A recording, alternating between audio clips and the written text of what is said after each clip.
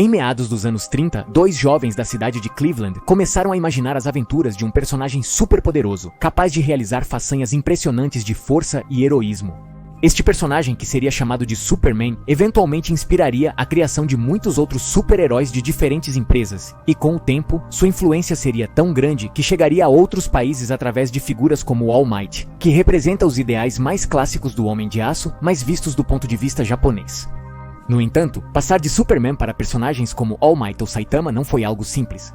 Principalmente se considerarmos que em um ponto da história, os super-heróis eram uma expressão cultural completamente americana que se orgulhava do poder atômico de seu país. Assim, enquanto no Japão eram criadas expressões culturais como Godzilla, Evangelion ou Genel Descalzo, ou seja, histórias que nos falam sobre o perigo da tecnologia, guerra e bombas nucleares, os Estados Unidos construíam essas fantasias de poder atômico, personagens que usavam os dons que a radiação lhes deu para lutar contra o mal, verdadeiros filhos do átomo. É por isso que assistir My Hero Academia foi tão interessante para mim e é sobre isso que falaremos neste vídeo. De como essa história retoma os elementos mais essenciais dos super-heróis americanos e os apresenta sob uma perspectiva completamente nova, nos oferecendo surpreendentemente uma narrativa que se sente como um mangá e um quadrinho simultaneamente, uma verdadeira fusão cultural do conceito de super-herói, através do qual tocam temas incrivelmente profundos, como a liberdade de ser e, acima de tudo, o verdadeiro significado do que é ser um herói e suas limitações. Meu nome é Go, o Monitor Geek, e hoje, como muitos me pediram, vamos levar My Hero Academia muito, mas muito a sério. Eu, Go, o Monitor Geek.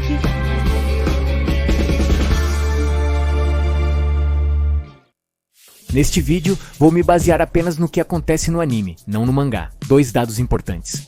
Se você está assistindo apenas o anime, não se preocupe com spoilers.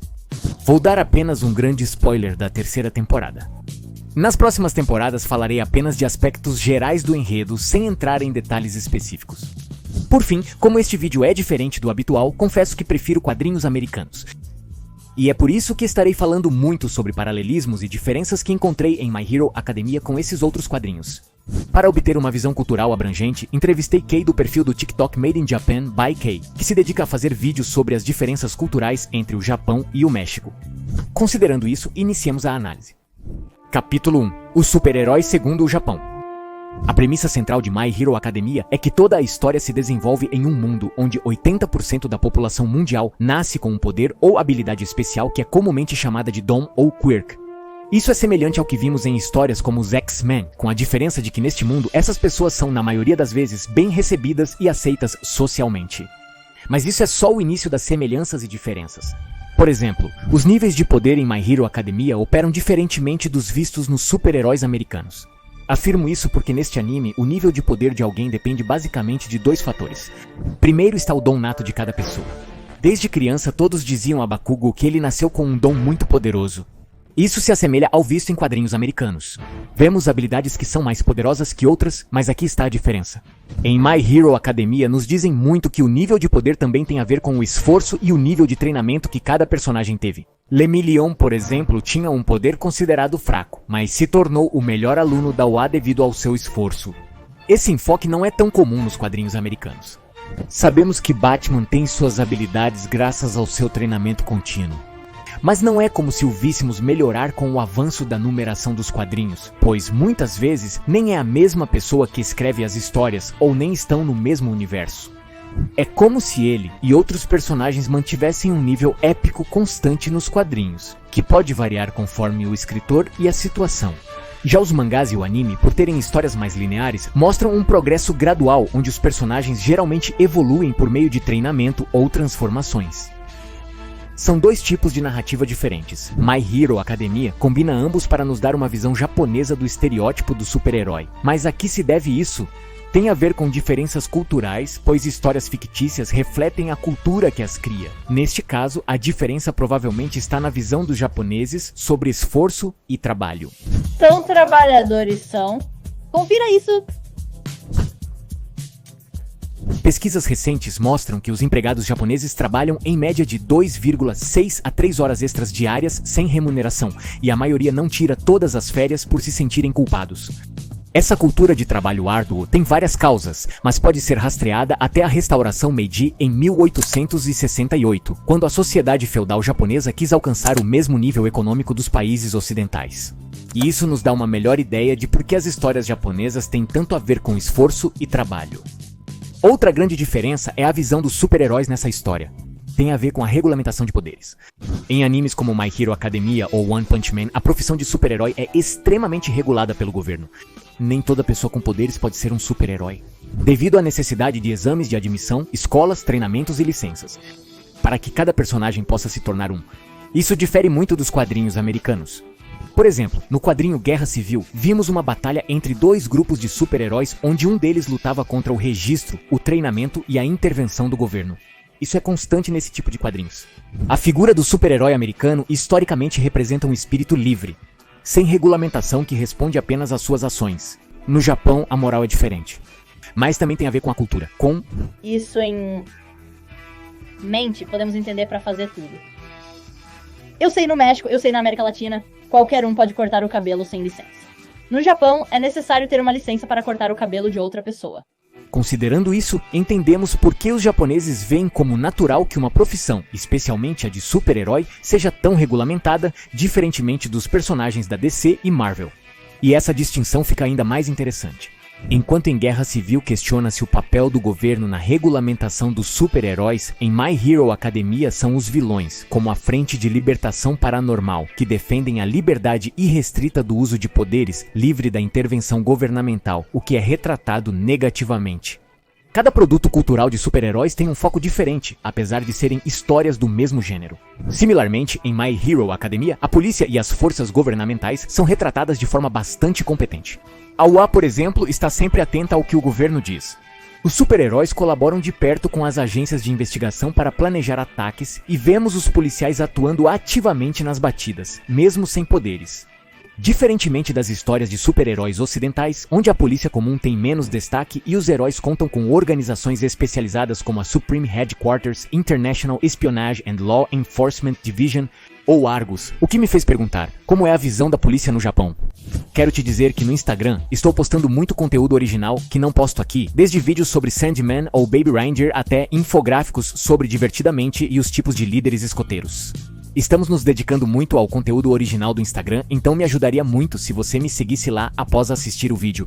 Na ficção mexicana, a polícia tende a ter uma moral flexível. Algo que me chamou a atenção é que os super-heróis têm rangos bem marcados, como em My Hero Academia e One Punch Man. Nesses mundos, sabe-se abertamente quem é o herói número 1, 2, 3, etc. Isso não se aplica apenas aos super-heróis profissionais, mas até mesmo dentro da UA há um grupo de heróis que são literalmente chamados os Três Grandes.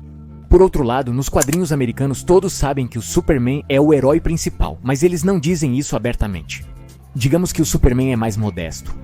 E falando de Superman, meu personagem favorito de My Hero Academia sem dúvida é o All Might, um personagem que representa muitas características essenciais do Homem de Aço, mas as apresenta de tal maneira que nos conta uma história completamente diferente. Capítulo 2. O poder simbólico de All Might. Desde criança, Izuku Midoriya sempre quis ser um herói para poder salvar a todos com um sorriso no rosto, assim como fazia All Might, seu herói favorito. Infelizmente, ele era um garoto que nasceu sem habilidades especiais em um mundo onde 80% da população tem poderes, o que significava que ele não era candidato para um trabalho assim. Isso mudou quando Izuku correu para salvar a vida de seu colega de escola Kachan e deu tempo para All Might salvar ambos. Depois disso, o próprio All Might diz a Deku que ele pode ser um herói e começa a treiná-lo para depois herdar seu poder, o lendário One for All, com o qual Izuku deve se tornar o maior herói de todos. Essa é a premissa central da história e eu gosto muito porque, apesar das semelhanças, há uma grande diferença entre Superman e All Might. Desde o início, All Might é apresentado como um herói com vibrações da versão mais clássica do Superman. É um personagem com super força que sempre faz o bem, salva todos e é considerado o maior herói do seu universo. Quando aparece em cena, podemos ouvir uma melodia bastante supermanesca e até tem esses olhos fechados que o Homem de Aço tinha em suas versões mais clássicas. Mas a história não está centrada nele, mas em seu sucessor e sua comidoria que herda seus poderes já que All Might está perdendo sua força aos poucos. Essa é a história do sucessor do Superman. Isso é diferente, pois não me recordo de uma premissa similar na DC Comics. Sim, há histórias onde personagens como John Kent assumem o manto temporariamente, mas todos sabem que Kal-El sempre voltará a ser o Superman. Este não é o caso aqui. Esta é a história dos últimos dias de Toshinori Yagi como o maior herói de todos e como seu sucessor é forçado a enfrentar as ameaças que nem o próprio All Might conseguiu erradicar. Seria difícil obter isso na DC. Em My Hero Academia, o All Might é construído com características simbólicas do Superman, tornando-o familiar ao público. Isso permite que os espectadores estejam abertos para acompanhar a jornada de seu sucessor, mesmo já conhecendo a história do grande herói que o inspirou.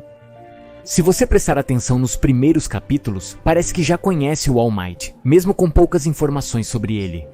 Além disso, eles apresentam gradualmente fragmentos do passado de Deku enquanto contam a história do seu futuro.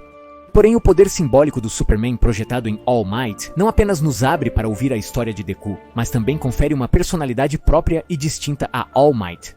Porque sim, publicamente, All Might é esse personagem super poderoso e infalível que sempre tem um sorriso, mas em segredo é esse personagem fraco e doente chamado Toshinori, que no início da história só é capaz de manter sua aparência musculosa por algumas horas por dia.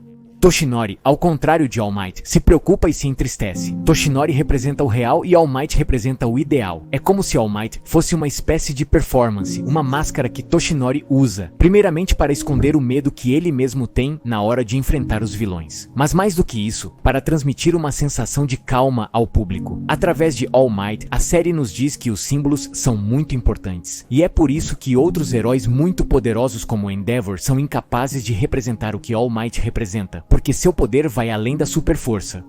Assim como o Superman, sua maior habilidade é inspirar e ser bom. Isso também pesa em Toshinori. Quem sente que precisa esconder sua aparência fraca para não perder a confiança alheia? No entanto, quando o público percebe a verdade por trás da batalha de All Might contra All for One, Toshinori percebe que seu poder simbólico é tão grande que agora transcende a própria aparência, porque seu legado e suas ações falam mais alto que seu físico. Talvez seja por isso que, apesar de nesta batalha o vermos sair ferido, com roupas largas e um corpo magro e doente, vemos ele ter seu momento mais icônico e inspirador de toda a série. Agora, é a sua vez. E tudo isso faz do All Might um personagem enorme. Um que é tão grande que, apesar de conhecermos a história de Deku, segue sendo uma parte crucial de toda a trama. E não porque ele participe ativamente em todas as situações, mas porque sua mera existência faz a trama avançar. Ele não só inspirou Deku a ser um herói, mas também vemos que foi a inspiração de personagens como Bakugo, Star e Stripe, e até mesmo as motivações de Endeavor estão muito ligadas à existência de All Might. E isso vai além dos heróis. Stain, o assassino de heróis, possui uma filosofia de vida que mede a capacidade dos heróis profissionais em comparação com All Might. Esse personagem desempenhou indiretamente um papel crucial na criação da Liga dos Vilões, mostrando que a existência de um personagem tão grandioso como All Might traz consequências positivas e negativas. E tudo isso pra mim já era muito interessante, mas acredito que o que mais gostei neste personagem é o conceito do One for All e, claro, seu oposto All for One. O One for All é um dom que foi herdado através de várias gerações de heróis, um que acumula o poder e as habilidades de seus antecessores e as amplifica a cada geração. Além disso, o One for All funciona como uma declaração de heroísmo, e é que cada portador utiliza suas habilidades para benefício dos outros, se entrega a si mesmo para os outros. Desta maneira, o One for All é a manifestação do altruísmo que pensamos que um herói deve representar. Por outro lado, está o vilão All for One, cuja habilidade permite roubar os dons alheios. É o egoísmo desmedido encarnado, uma pessoa que toma tudo para si mesmo. Outro ponto muito interessante é que, ao contrário do que normalmente vemos em quadrinhos americanos, é a existência do vilão que faz o herói surgir. All for One é a causa e o One for All a consequência. All for One é a tese, e o One for All é a antítese que se forma como consequência das ações malignas que estavam sendo cometidas. Desta forma, a história nos conta que o heroísmo surge como consequência da injustiça e que o individualismo do All for One pode ser combatido através da coletividade de várias pessoas trabalhando para procurar o bem comum, porque essa é a essência do One for All. Ver My Hero Academia então é dar uma olhada no lado mais clássico dos super-heróis americanos com todos os seus clichês, mas vistos através da visão cultural japonesa, que por algum motivo consegue revitalizar e encontrar um significado diferente para esses clichês que às vezes pensamos que já são obsoletos. Esta história apresenta personagens completamente bons e compassivos, capazes de salvar a todos. No entanto, ela utiliza esses clichês para questionar o real significado do heroísmo no contexto moderno e suas possíveis consequências negativas.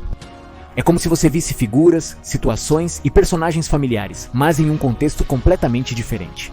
Como fã de super-heróis, fiquei encantado ao ler essa história. Eu me pergunto o que esses dois jovens de Cleveland teriam pensado ao saber o quão longe esse conceito de que pode existir uma pessoa super poderosa que tem toda a intenção de procurar o bem-estar alheio chegou. Para seguir o Kei e conhecer mais sobre a cultura japonesa, deixarei os links das redes sociais dele na descrição. E se você estiver interessado em ter mais conteúdo meu totalmente gratuito, lembre-se de me seguir no Instagram porque você realmente me apoia muito. É isso por hoje, sou Go e Plus Ultra, continue enxergando além do óbvio.